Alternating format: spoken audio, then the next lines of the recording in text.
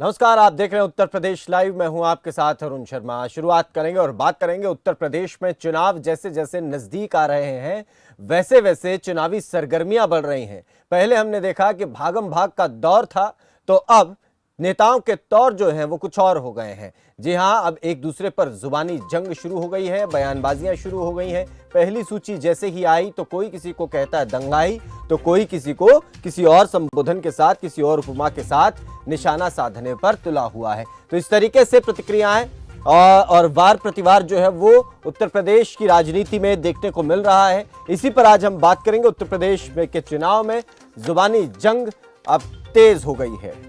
इसका आगे क्या असर रहेगा और क्या इन्हीं जुबानी जंगों में, इसी भागम भाग में जनता के मुद्दे दब जाएंगे, गौण हो जाएंगे? जनता की बात कौन ऊपर उठाएगा, ये बड़ा सवाल हो जाता है। इसी पर आज हम बात करेंगे। हमारे साथ हमारे राजनीतिक संपादक संजीव कपासिया जी जुड़ गए हैं। मनोज यादव है समाजवादी पार्टी से हमारे साथ, उमाशंकर कांग्रेस पार्टी से, और कृष्ण मोहन पांडे भी बीजेपी से हमारे साथ जुड़ेंगे। चर्चा की शुरुआत करेंगे संजीव कपासिया जी के साथ, लेकिन उससे पहले हम आपको बता दें कि जिस तरीके से उत्तर प्रदेश का चुनाव अब नजदीक आ रहा है, वैसे वैसे अब घटनाक्रम जो है वो तेजी से बढ़ते चले जाएंगे और बदलते चले जाएंगे। हमने देखा कि भागम भाग हुई। अब बीजेपी की तरफ से कहा जा रहा है कि जो लोग सपा में जाते हैं वो दंगा करते हैं, इस तरीके की बात कही गई।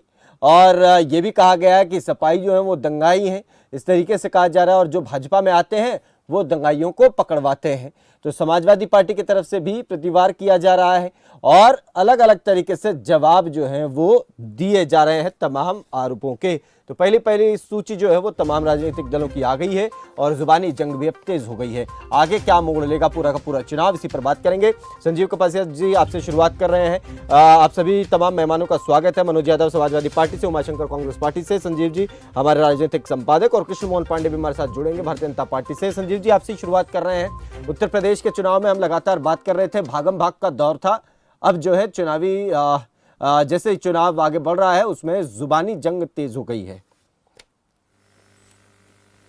बिल्कुल निश्चित रूप से देखिए अरुण, उत्तर प्रदेश में चुनावों में सरगर्मियां जिस तेजी के साथ बढ़ी हैं, लोगों की में बदजुबानी भी बहुत तेजी के साथ देखी गई है। समाजवादी पार्टी की बात करें या फिर भारतीय जनता पार्टी, दोनों तरफ से तीखे तीर चलाए जा रहे हैं। मनोज यादव हैं समाजवादी पार्टी के तेजतर्रार प्रवक्ता हैं।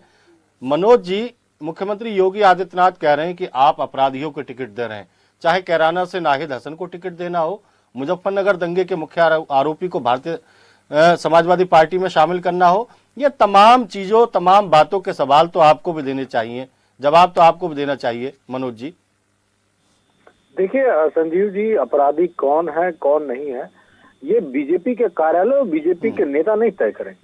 ये तय करेगा चुनाव आयोग, ये तय करेगा आपका प्रशासनिक अमला, ये तय करेगा न्यायपालिका कि कौन अपराधी। और सर मेरे ख्याल से योगी आदित्यनाथ कम पढ़े लिखे हैं, और या तो ये भी फर्जी डिग्री वाले ही होंगे, क्योंकि बीजेपी की एक लंबी फहरिस्त है फर्जी डिग्री वालों की। आप ये बताइए, अगर कोई सजा याफ्ता है तो हमारे लॉ में ये है कि वो चुनाव नहीं लड़ सकता है। अगर किसी पे इस तरह के आरोप हैं वो चुनाव नहीं लड़ सकता है। और किनको अपराधी बता रही है बीजेपी? उन लोगों को जिनको राजनीतिक रूप से अपराधी बनाने के लिए तमाम तरीके से षड्यंत्र के तहत उन पर मुकदमे किए गए। अपराधी तो वो हैं जो जेल में बंद बीजेपी से एमएलसी हैं, उनका नाम भी जानते होंगे। और मुख्यमंत्री जी किस मुंह से इस बात को कहते हैं? वो तो खुद इतने बड़े अपराधी हैं जिन पे इतने गंभीर मुकदमे हैं। किसी एक का अगर फाइनल डिसीजन आ जाए तो योगी आदित्यनाथ अपने जीवन में कभी लड़ ही नहीं पाते चुनाव, इसीलिए तो अपने मुकदमे वापस ले लिए। लेकिन मनोज जी, आजम खां का बेटा जेल से छूटते ही यदि आपके पार्टी का प्रत्याशी बन जाता है, नाहिद हसन जिनके ऊपर गैंगस्टर है उनको आप प्रत्याशी घोषित करते हैं और अगले दिन पुलिस उनको गिरफ्तार कर लेती है, तो इस तरीके के लोगों को टिकट दिया जाएगा तो सवाल तो खड़े होंगे ही ना दोस्त। देखिए मैं आपको एक बात बता दूं, जो सरकार 14 साल के बच्चे का इनकाउंटर कर दे पकड़ के और उसको अपराधी बता दे, ऐसे राजनीतिक दल के नेताओं से समाजवादी पार्टी किसी भी तरीके की कोई प्रेरणा नहीं लेना चाहती, न इनके सवाल का कोई जवाब देना चाहती। समाजवादी पार्टी उन्हीं को टिकट दे रही है जिन पे मुकदमे तो चल रहे हैं, लेकिन वो भी मुकदमे इस तरह के जो राजनीति की षड्यंत्र के तहत उन पे मुकदमे लादे गए, उनको अपराधी बनाने की चेष्टा इस सरकार के द्वारा की गई, वो उन लोगों तक है। समाजवादी पार्टी अपराध और अपराधी से बहुत दूर है, इस बात को याद रखिए। अगर समाजवादी पार्टी 2022 में आते ही योगी आदित्यनाथ के सारे मुकदमे पुनः खुलवाएगी, तो क्या योगी आदित्यनाथ तुरंत अपराधी हो जाएंगे? क्या तुरंत अपराधी हमारे मुकदमे खोलने से हो जाएंगे क्या? वो चीजें नहीं हो सकती। वो सारी चीजें जो होंगी, अजीब संयोग है। भारतीय जनता पार्टी कहती है गुंडों की पार्टी है, आप कहते हैं भाजपाई गुंडे हैं। उमाशंकर पांडे के पास चलते हैं। उमाशंकर जी, सपा और भाजपा की जिस तरीके की राजनीति है, आपकी जो पार्टी है पार्टी विद डिफरेंस पर काम कर रही है। प्रियंका गांधी ने पढ़े लिखे लोगों को टिकट देने का काम किया है, महिलाओं को आगे बढ़ाने का काम किया है। जो रेप पीड़िता थी उन्नाव की, उसकी मां को टिकट दिया है। लखीमपुर खीरी में पत्रकार के भाई को कांग्रेस ज्वाइन कराई है। तो ये जो अलग तरीके की राजनीति उत्तर प्रदेश में प्रियंका करना चाह रही हैं, क्या आपको लगता है कि उत्तर प्रदेश की जनता भी मोहर लगाएगी इस बात पर? संजीव जी, प्रियंका जी अलग तरीके की राजनीति नहीं कर रही हैं। प्रियंका जी वो कर रही हैं जो सच में राजनीति के मायने हैं। राजनीति के मायने क्या हैं? अलग अलग क्षेत्रों में जो लोग जनता की लड़ाई लड़ रहे हैं, जो किसानों की लड़ाई लड़ रहे हैं, जो महिलाओं की लड़ाई लड़ रही हैं, जैसे पूनम पांडे जी, वो अपने आशा वर्कर की नेता थी और आशा वर्कर की लड़ाई लड़ रही थी। जैसे लखीमपुर में किसान लड़ाई लड़ रहे थे। जैसे आशा सिंह जी ने जुल्म के खिलाफ आवाज उठाई, उन्नाव में वो एक लड़ाई लड़ रही हैं। जैसे इलाहाबाद में वो नाविक आपने देखा होगा।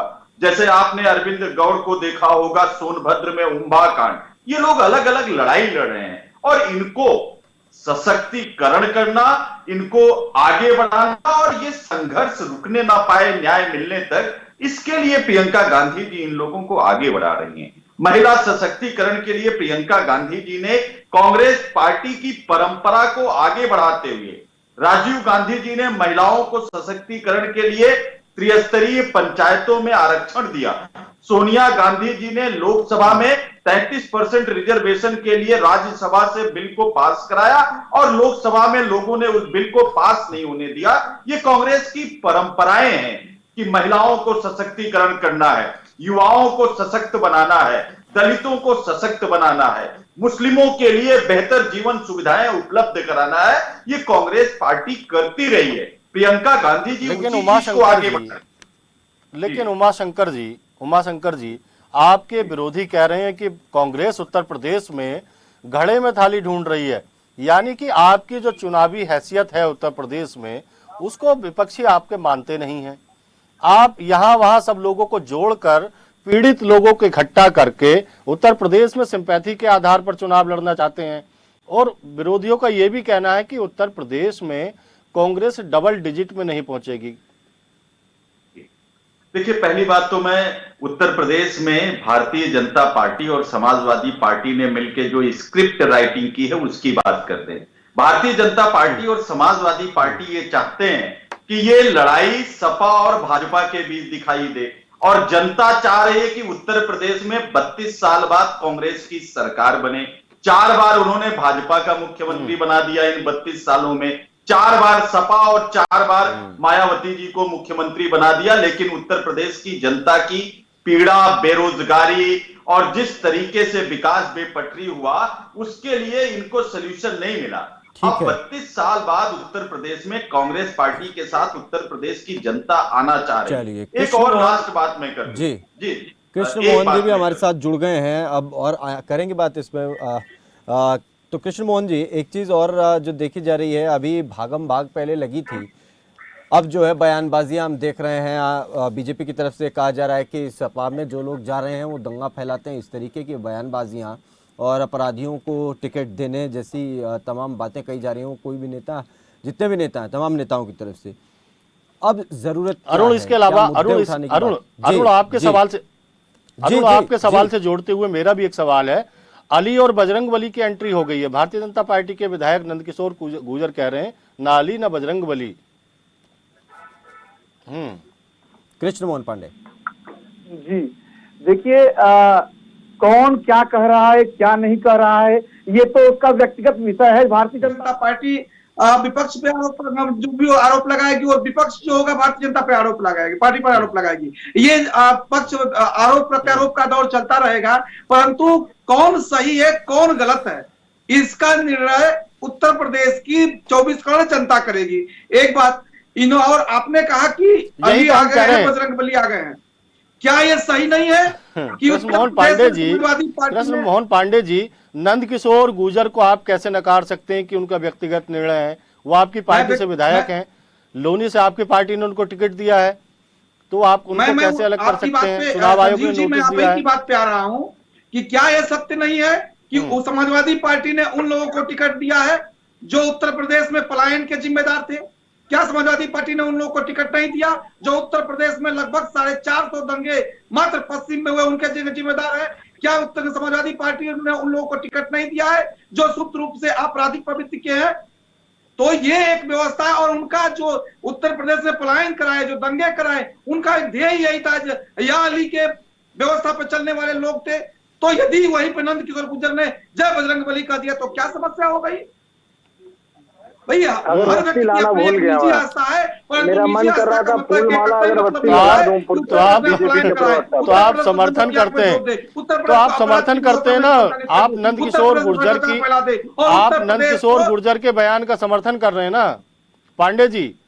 आप नंदकिशोर गुर्जर के बयान का समर्थन कर रहे हैं ना? एक नेशनल टीवी पर आप बैठे हैं, बिल्कुल होना चाहिए, समर्थन होना चाहिए। यदि किसी की आस्था है, यदि कोई जय श्री राम कहता है, यदि वो की व्यक्तिगत आस्था है, तो उसकी आस्था का सम्मान होना चाहिए। तो आपको ये अधिकार किसने दे दिया? आप कृष्ण मोहन जी, आपको ये अधिकार किसने दे दिया कि आप दूसरे किसी धर्म की भावनाओं को आहत करेंगे? आप अपने धर्म की बात करिए, आप अली का नाम कैसे ले सकते हैं? मैं बात कर रहा हूं संजीव जी, मैं आप ही की बात कर रहा हूं। यदि कोई या अली कह सकता है, यदि उसकी व्यक्तिगत आस्था है, तो कोई या जय बजरंग बली कहता है तो उसकी भी आस्था का सम्मान होना चाहिए। मैंने किसी की आस्था को जय बजरंग अरे आप तो चुनाव आयोग को गलत ठहरा रहे हैं भाई। चुनाव आयोग ने नोटिस भेजा है और 3 दिन में जवाब दाखिल करने का आदेश दिया आपके विधायक को। आप तो चुनाव आयोग को गलत ठहरा रहे हैं चैनल पे बैठ के। मैं चुनाव आयोग को यदि गलत ना कहा होता, अरे कृष्ण मोहन पांडे जी, यदि चुनाव आयोग को गलत ना लगा होता तो नोटिस क्यों भेजा जाता आपके विधायक को? पुनः मैं अपनी बात को दोहरा रहा हूं और पुनः अपनी बात को बड़ी जिम्मेदारी पूर्वक कह रहा हूं कि यदि कोई व्यक्ति या अली कह के यदि उसकी व्यक्तिगत बौद्धिकता और व्यक्तिगत निजता, उसकी व्यक्तिगत बौद्धिकता है, तो जय बजरंग बली भी कहना उस व्यक्ति की बौद्धिकता का एक प्रमाण है, उसकी आस्था का प्रतीक है। परंतु इसको राजनीति के स्तर पे लेके आना और राजनीतिक में इसको धकेलना कि आप या अली कहेंगे मैं जय बजरंग बली करूंगा, ये ठीक नहीं है। ठीक है, आपकी बात का जवाब लेते हैं। हमारे साथ मनोज है। मनोज भाजपा के प्रवक्ता निर्वाचन आयोग और अपने वेतन कर रहे हैं। देखिए, वो बिल्कुल स्पष्ट है, वो इस तरह के मुद्दों को हवा देंगे और इस तरह के मुद्दे राइज करेंगे जिससे कि विपक्ष भी इनके मुद्दों में फंस जाए। लेकिन मैं फिर पुनः कह रहा हूं आपके चैनल पे, बेरोजगारी सबसे बड़ा उत्तर प्रदेश का मुद्दा है, रहेगा। जिस तरीके से उत्तर प्रदेश में महिलाओं पे अत्याचार चीरहरण हो रहा है, वो मुद्दा था, रहेगा। और जिस तरीके से जनरल डायर ने तो सामने से गोलियां चलवाई थी, लेकिन इस सरकार ने पीछे से किसानों को कुचल के मारा गाड़ी से। ये वही पीछे वाले लोग हैं जो अंग्रेजों के पीछे आजादी की लड़ाई के समय खड़े थे।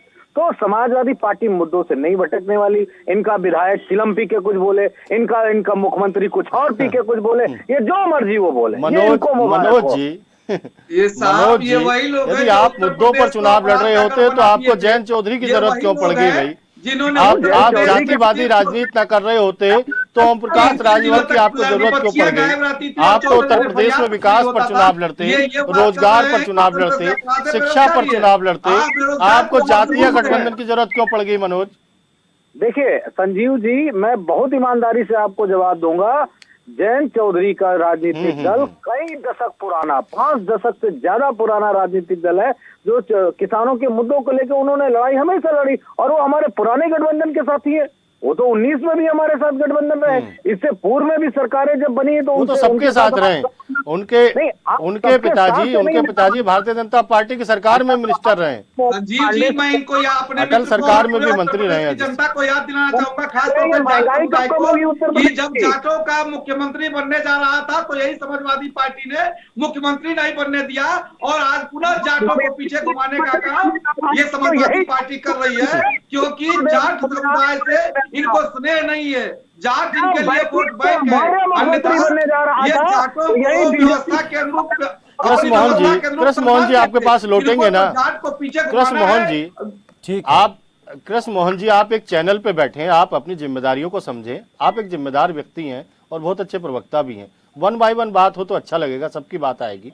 मनोज जी कंटिन्यू। देखिए, मैं ये सीधे सीधे कह रहा हूं कि ये सरकार चुनाव आयोग के द्वारा दिए गए आदेशों का पालन करने में सक्षमता प्रतीत करती है अथवा नहीं। और राजनीतिक दल के रूप में सभी ने कुछ छोटा कुछ बड़ा गलत गलतियां की, उन गलतियों के द्वारा तमाम सारी बातें कही गई, लेकिन क्या ये सरकार ये बताने के लिए, ये पार्टी राजनीतिक दल ये बताने में असक्षमता महसूस कर रहा है कि तुम जिस तरह मर्जी उस तरह चुनाव आयोग की धज्जियां उड़ाते रहो? लगातार मांग की जा रही है कि इन्हीं के अधिकारी कमिश्नर एकदम से विधायक के प्रत्याशी बन के आ गए सामने। तो डर तो इस बात का है कि ये सरकार चुनाव आयोग को दबाव में लेके, इनकी डबल इंजन की सरकार उत्तर प्रदेश के चुनाव के परिप्रेक्ष्य में तमाम तरीके की धांधली करना चाहती है। और मैं बड़ी ईमानदारी से इनसे मनोज मेरा एक सवाल ले लीजिए। मनोज जी मनोज क्या जी, आपको जी, लगता है इस तरीके का कोई नियम बनाना चाहिए कि पूर्व आईएएस या पूर्व आईपीएस या कोई भी नौकरशाह रिटायरमेंट के 5 साल तक किसी भी पार्टी का प्रत्याशी नहीं बन सकता? इस तरीके का कोई नियम बनना चाहिए सभी दलों के लिए। देखिए, आप बिल्कुल सभी जो नियम बनेगा उसका पालन सभी करेंगे, लेकिन ये बड़ा हास्यप्रद है संजीव जी कि कल तक आप कमिश्नर थे, लॉ एंड ऑर्डर संभाल रहे थे, और आज बीजेपी के चुनाव आते ही प्रत्याशी। अरे कम से कम 4-5 साल पहले आप आते तो ये भी लगता कि ठीक है, जो आप बात कह रहे हैं 5 साल की, वो एक ब्रेकट होना चाहिए, वो भी बिल्कुल अपनी जगह बात सही है। लेकिन ये आप बताओ, इस तरह तो 10 और अधिकारी बैठे होंगे जो वो कहेंगे सत्ता बनेगी और हम उनके सत्ता के हिसाब से काम करेंगे, और कल को नहीं होगा तो रिटायरमेंट बन के राज्यसभा चले जाएंगे, लोकसभा चले जाएंगे, विधान परिषद चले जाएंगे। मनोज 2017 में एक नारा था उत्तर प्रदेश में। यूपी के दो लड़के राहुल गांधी और अखिलेश यादव खुले वाहनों पर घूमते थे, उत्तर प्रदेश में प्रचार करते थे। आज कांग्रेस के बड़े जिम्मेदार प्रवक्ता उमाशंकर साथ में हैं और उनका कहना यह है कि भारतीय जनता पार्टी और समाज माहौल बनाया है कि सब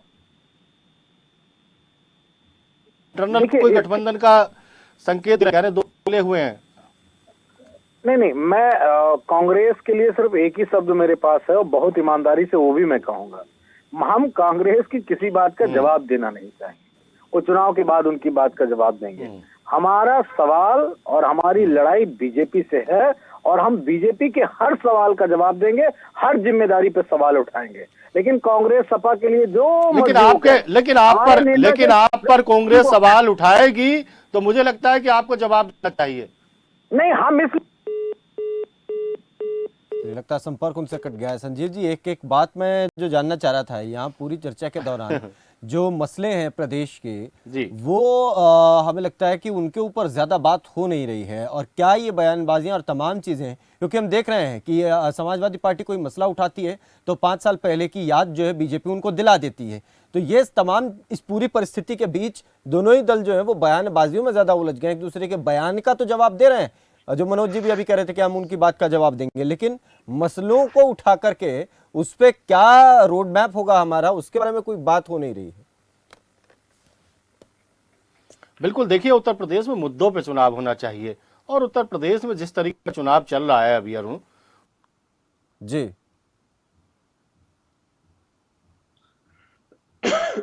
चलिए लगता है संपर्क जो है उनसे नेटवर्क की वजह से। मनोज, पश्चिम उत्तर प्रदेश में जयंत चौधरी के साथ जाटों को लेकर गठबंधन किया, तो हर पार्टी की अपनी अपनी स्ट्रेटजी है और हर पार्टी विकास को कहीं पीछे छोड़कर अन्य मुद्दों पर उत्तर प्रदेश में चुनाव लड़ना चाहती है।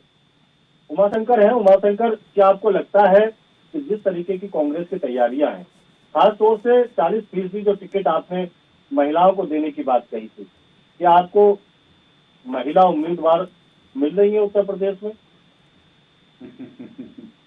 संजीव जी, पहली लिस्ट आ गई। पहले ये प्रश्न आप करते तो शायद आपका प्रश्न ठीक था, लेकिन अभी तो पहली लिस्ट आ गई। 125 लोगों की टिकट कांग्रेस पार्टी ने डिक्लेयर कर दिया और उसमें 40% जो प्रियंका जी की प्रतिज्ञा थी वो पूरे देश के सामने आ गया।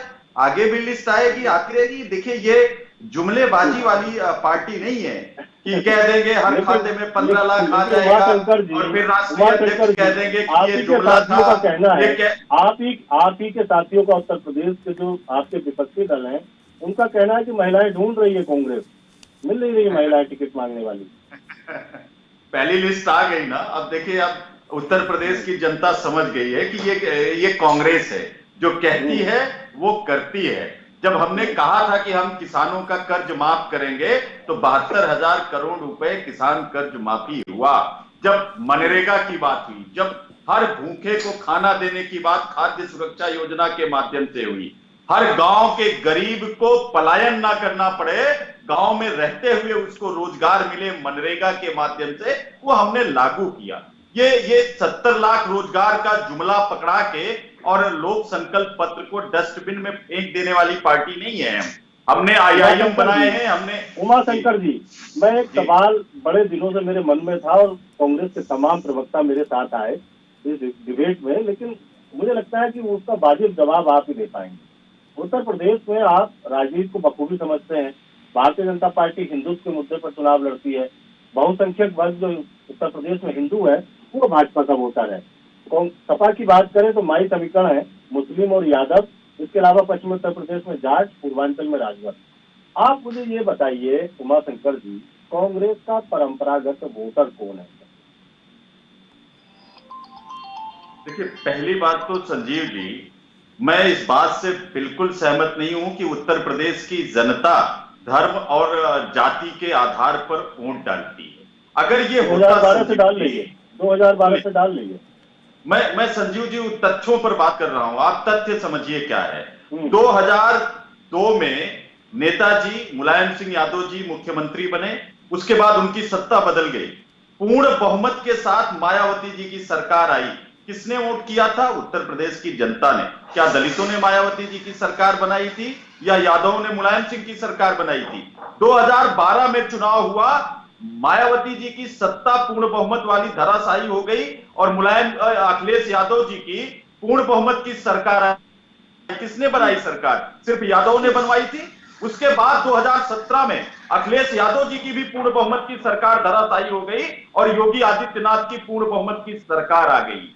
ये जो सरकारें बदली गई, ये उत्तर प्रदेश की जनता ने बदला है, बहुत बुद्धिमानी से, बड़ी विकासवादी सोच के साथ उत्तर प्रदेश की जनता वोट करती है। ठीक है संजीव जी, मैं क्योंकि समय बहुत ज्यादा आगे इजाजत दे नहीं रहा, इसलिए आखिरी कमेंट की तरफ बढ़ रहे हैं। सबसे पहले कृष्ण मोहन पांडे जी, आपसे ही शुरुआत कर लेते हैं। अब जो है चुनाव में आगे केवल बयानबाजियां ही 5 दौर में चलती रहेंगी या मुद्दों पर भी बात होगी? ग्राउंड पे काम और आगे कैसे बढ़ाया जाएगा, उसको लेकर भी कुछ आप डॉक्यूमेंट रखने जा रहे हैं आगे?